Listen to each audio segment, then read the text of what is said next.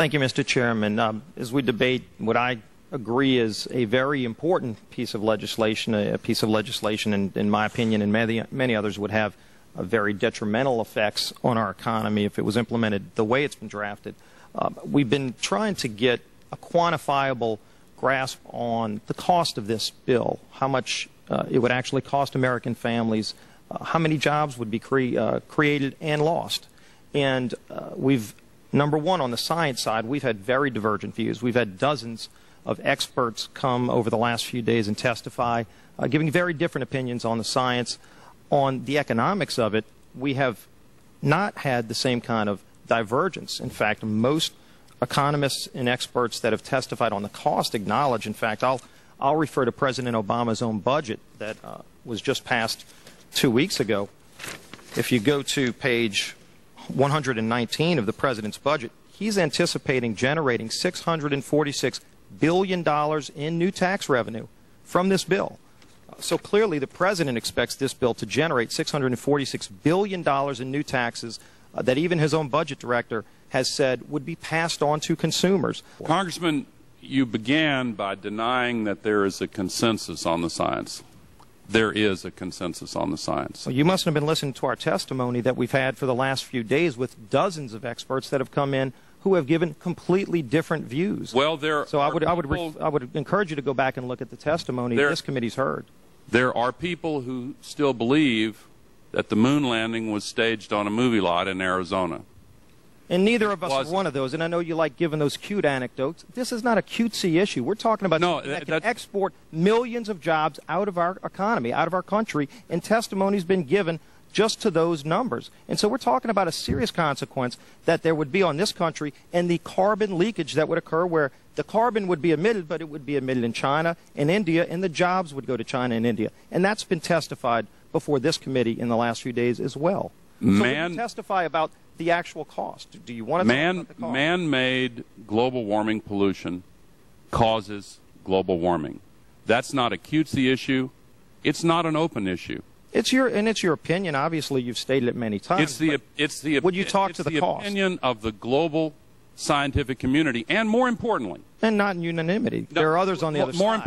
More importantly, Congressman, that opinion is the opinion of the scientific studies conducted by the largest corporate carbon polluters 14 years ago, who have lied to you and who have lied to the American people for 14 years. And you talk about carbon, and I'm running out of time. We talk about carbon polluters. You talk about them.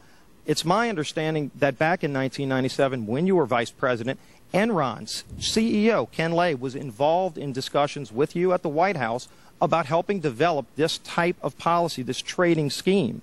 And is that accurate? Is it inaccurate? It's been reported. I don't know, but I met with Ken Lay, as lots of people did, before anybody knew that he was a crook. Right, and clearly you can see why so many of us are concerned about this type of cap-and-trade energy tax that would be literally turning over this country's energy economy. I didn't know him well enough to call him Kenny Boy. Well, but you knew him well enough to help devise this trading scheme, and obviously we know what Enron and these big guys on Wall Street like Goldman Sachs, and I know you've got interest with Goldman Sachs. No. These people, well, that's been reported. Is that not accurate? No, I wish I did. With executives from you're partnered in companies with executives from Goldman Sachs. Well,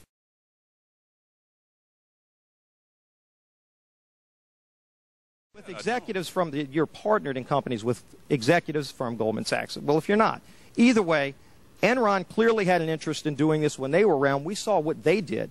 And when you see the types of people involved in wanting to set up this kind of scheme, you can see why so many of us are concerned about turning our energy economy over to a scheme that was devised by companies like Enron and some of these Wall Street firms that wrecked our financial economy. I don't really know if you want me to respond to that. I guess what you're trying to say, you're trying to I mean, clearly there will be big There's winners some and big kind of- losers. You're trying to say there's some kind of guilt by association? Is that Not association. I'm saying that there are going to be big winners and big losers in this bill, and that's been discussed by everybody talking. Big winners and big losers. But some of the big winners are some of the very financial experts that help destroy our financial marketplace. And I think that should be noted, that companies like Enron helped come up with this trading scheme that would be invoked in Enron didn't create this proposal in any way, shape, or form. Well, the details are not in this bill. False accusation. The details are not in this bill, and I would suggest that they are.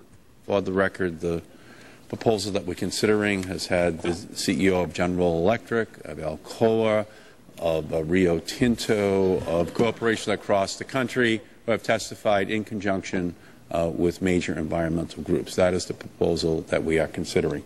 But we always then come down to arguing about did global warming cause Katrina? Did global warming cause the death of a polar bear? And there are going to be arguments on both sides. Why not just leave that aside? Why not focus on the security? Why not focus on the economy? Why do we have to be in a position of picking winners and losers? We've just watched a financial meltdown in this country, the likes of which hasn't been seen in some time.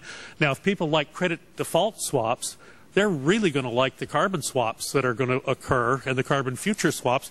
We spent a full day in this committee last summer talking about the manipulation of the energy futures market in oil. We're going to create, I fear, another such system that people who have an inclination to react dishonestly to systems are going to actually have a new opportunity. Is that not a problem? Well, let me look at your analogy in a slightly different way. There were warnings that the credit default swaps and the subprime mortgages and the other activities that caused the financial crisis were going to bring us ruin if we didn't address them, and nothing was done about it. If I could finish my answer.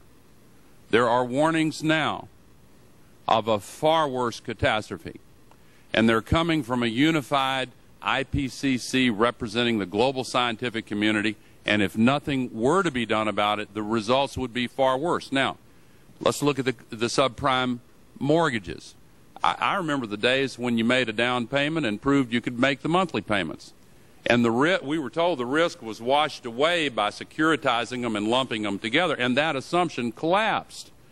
We now have several $1 trillion of subprime carbon assets whose value is based on an assumption that it's perfectly okay to put 70 million tons of that pollution up there every 24 hours. So the reason, in answer to your first question, is why can't we ignore it?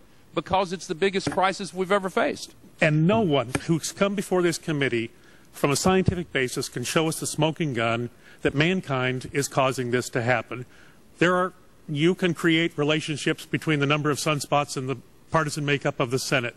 Anything can be proven if you're willing to take the time to have the numbers. Let me just go to another point, because it was a terribly important... Could I respond to that? No, I need to make this point. Dr. Apt, who was with us yesterday, and he said it so eloquently that we have to focus on reducing carbon dioxide rather than trying to pick winners and losers in this. If we will focus on what is the reasonable thing to do, whether we want to focus on security, whether we want to focus on the economy, or we can spend a lot more time arguing about the science of climate change.